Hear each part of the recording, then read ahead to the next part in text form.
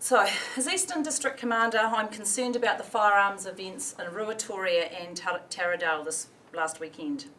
I want to reassure you that police treat these matters seriously and the safety and the well-being of our community is a priority. We are determined to hold those responsible accountable for their actions, and we are grateful for the support of our community.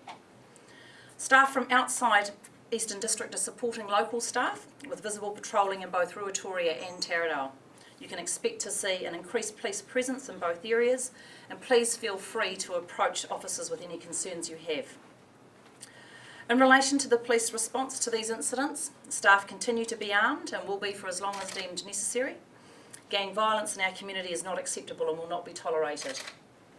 Our inquiries to date indicate the 2 incidents from the weekend were as a result of ongoing tensions between the mongrel mob and Black Power gangs, and as far as we can see at this point, the events are not related. I would like to thank the members of the public who have come forward so far and encourage anyone with further information that may assist this investigation to contact police on 105 or Crime Stoppers anonymously on 0800 555 111.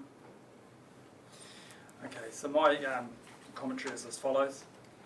Following the firearms incidents at the weekend, I can reassure the public that we have 2 sizable investigations currently underway.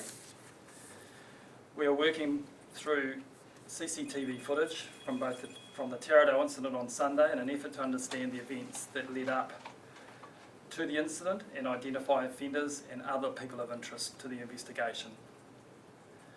I can assure the public that both investigations are progressing well and we're actively following lines of inquiry. At this time, we believe that while the mongrel mob and Black Power gangs are involved in both incidents, we don't believe that they are connected.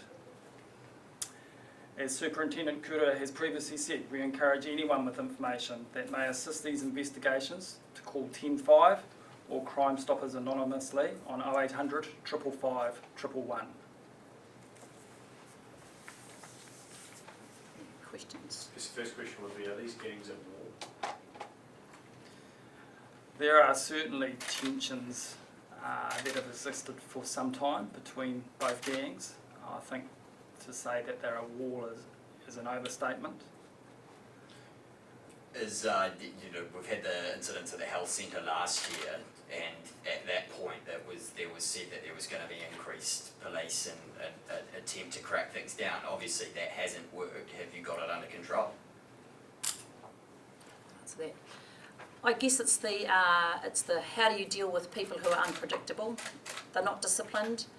The fact that they don't particularly want to come forward and talk to us, asking hundreds of gang members to cooperate, it's a little bit of a stretch to think that that's just the police that can do that. What are the tensions about exactly? Great question. If you go to the gang members, go to leaders and ask them exactly what they are, they kind of they've changed over time. Some of it's tit for tat, some of it's stuff that we will never know. In my experience, I'd say that there's drug dealing is a big part of it, and that there's the patch protection. Could you say what these particular the tensions are around these particular incidents? We haven't discovered that, have we? At this stage, we don't know what's caused these current tensions. We'd just be speculating. Have we reached crisis point with these situations, or is it getting worse? I guess it's the prevalence of these types of events because the growing number of gang members and the type of activity they undertake. They've got a new cohort of younger members that I don't think the older hierarchy are able to control the same way as they used to. So whether it's reached a crisis point, I think any event that happens like this is a crisis to a point, but whether it's reached the tipping point, I'm not sure. And what are the numbers at? Like what you said, growing. What are they now and what were they? Give us an idea of what that means. Well, I think previously there's been a release that our gang numbers have grown by a significant stretch over the last 2 to 3 years. An exact number is really difficult to put our pin on, but there's been at least a 30 to 35% growth in just the patch numbers within Hawke's Bay alone. You've got this special gang unit set up. What is it actively doing? what's it doing, I guess, in terms of the action that you're taking on the ground? So as a gang focus unit, they've got a range of strategies to deal with gangs. So it's things like they combine with our national groups. So we have asset recovery groups, we have our intelligence group to try and understand exactly what they're doing. They also combine with our prevention teams and our youth prevention teams. So a gang focus unit on their own are not the silver bullet for this answer, for this particular problem. What they are a part of our jigsaw about how we deal with total crime. If I was to look at where family harm sat in this problem as well, I'd say that they're as much an integral part of our gang problem as our youth prevention team is. So the gang focus unit on their own aren't just the only group to police the gangs. You seem to be saying this is beyond police. This is well beyond police.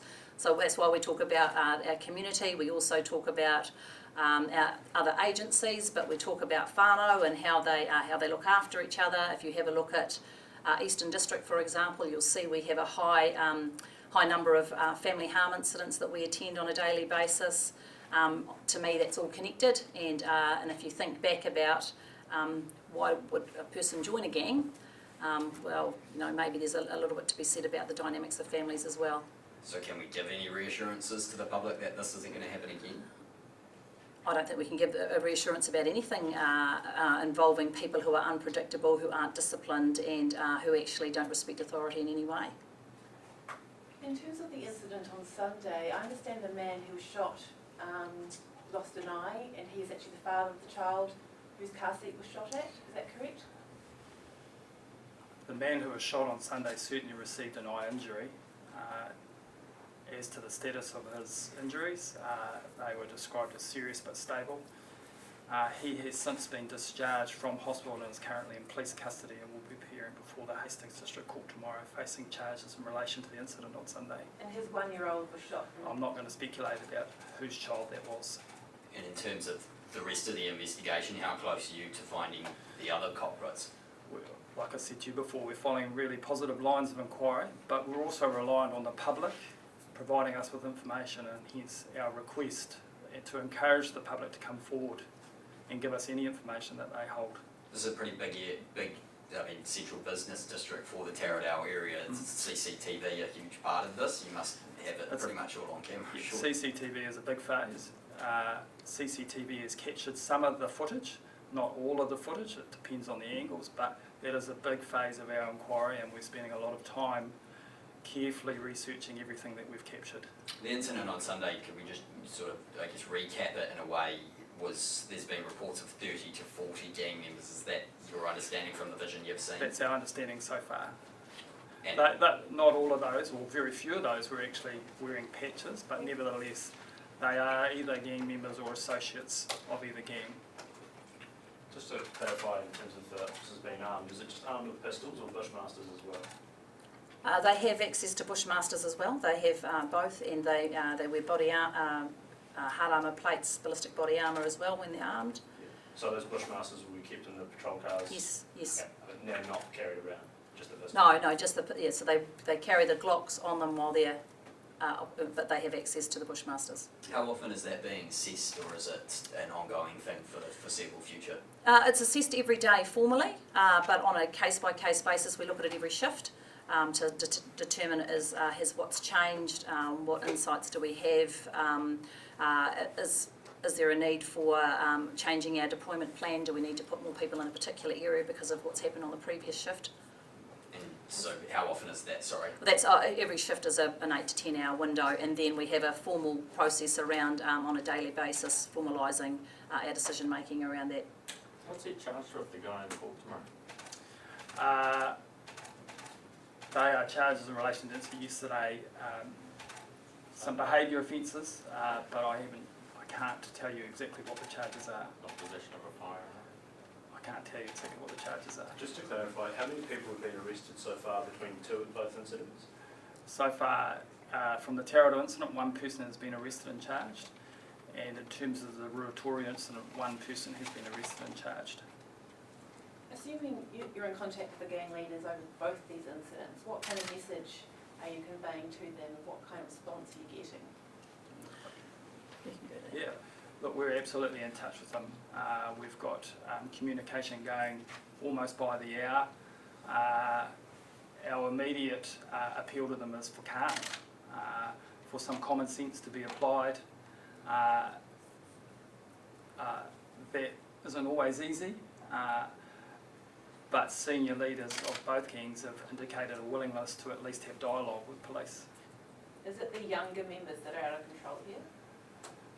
It certainly appears to be the trend. They, with the increase in sizes, there seems to be an increasing incidence of the younger ones not perhaps having the same level of respect for the elders within those gangs. So you're saying that the elders don't have control over these? They certainly, with the increased numbers and the recruitment of much younger people, they certainly don't have the same level of control, or don't appear to have the same level of control as they once did. Just clarifying the Rotoria thing, so I guess you get a bit of an update. Who are you looking for in relation to that event? What information are you looking for?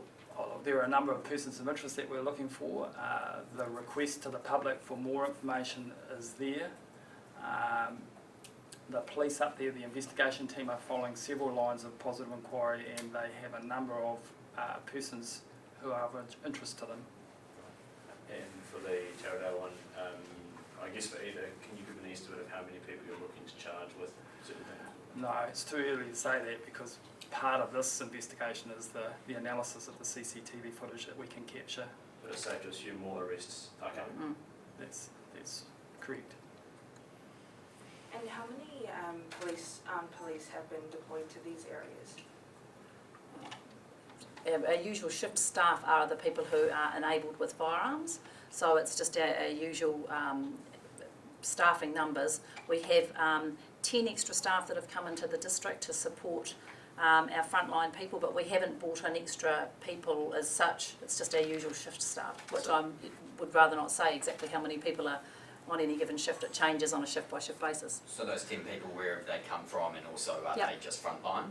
Yeah, they're frontline staff, and so it's about things like to police Ruatoria with an armed 24/7 presence, we've got to add additional staff up there who come from Gisborne. So we don't want to leave those Gisborne, the day-to-day policing in Gisborne needs to be backfilled. And so we can't, usually we take them from Hawke's Bay. On this particular occasion we can't because they're busy here, so we've taken people from around the country to go to Gisborne and to here. Any particular location, or is it a scattering? No, it's just it's support from the rest of the country, and the call goes out and people come from around the country, yeah. Just quickly, if this sort of gun violence sort of continues, how soon is it until someone is killed again? Yeah, well, I look at, for both gangs, they should be mindful of the Tatua incident in Wanganui. I think it's about 2007, and you know, a 2-year-old or something like that, she was killed in 2007 during gang tensions. So my appeal would be to the gang leaders, don't you need to think about that? And so, you know, that's one of their own, and merely when you've got gang members taking their children to these types of events and having weapons in their car, yeah, would you put your children in that type of situation? I find that really quite horrendous, actually. So with policemen assisted with Nash actually saying getting gang members to actually not have any gun licenses would be one way of preventing something like this happening. Do you agree? Not having gun licenses is those are rules for people who follow the rules. You know, those are things that people who follow the rules, that might be really nice. But I'm kind of thinking that if you're going out with weapons and firearms in your day-to-day business, you don't follow the rules anyway. So a gun licence is merely for people who are compliant. Do you have a bit of an idea of how many times, I guess maybe in the last year or two, that you've given the directive for frontline staff to be armed? I know it's not like rare, it's not the first time it's happened before. No. But do you have an idea of? No, I probably need to go back and count particularly, but there's a case-by-case basis that the staff can make that decision themselves as well. You know, if they're in a situation where they might need to be armed, they don't need me to tell them that. They don't need to wait for me to give a directive for that. They actually have the ability to make that decision themselves. So we try to, we keep records of all of those types of events, and we've only really kept formal records on that since about March 2019. So I don't really have a baseline to go against, but it probably ends out about, I think, of total arming, And I say temporary carriage with firearms is probably maybe a couple of times a month, but I probably don't have any science behind that at this point. Any more questions, or you're all good? Just to clarify, so these arming of officers is a day-by-day thing. What part of the day do you sort of make that decision? Is it in the morning? Is it Yep. like today's decision being made that Yep. it's another 24-hour cycle? Yeah, first thing in the morning we gather to understand what happened the previous day. We have a district command centre here that kind of oversees the whole district about what events have happened during the night, during the shifts, and then they put that together. And then we reassess, we bring all team leaders together and we discuss like what do you know from your particular part, what do you know from your part, and reassess what the risk is for both our staff and for the public, and make a decision based on that. Right, so what will you need to take those officers, what will you need for the officers to not be armed on the front line?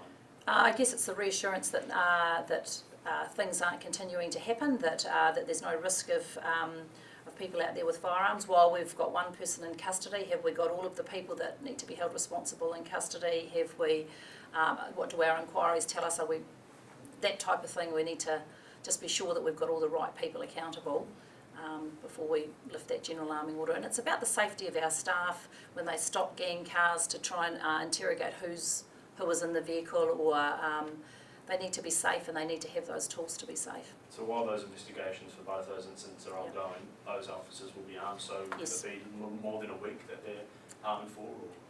I'd like to think not, but we're open to assessing it on a case by case. It's every day we're reviewing it on shift basis, really. Just a final one, response time on Sunday, was it quick? Do you know how long it took for the cops to get there?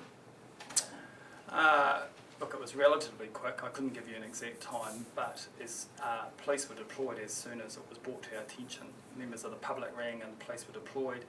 On arrival, as you'd anticipate, a number of people scattered really quickly.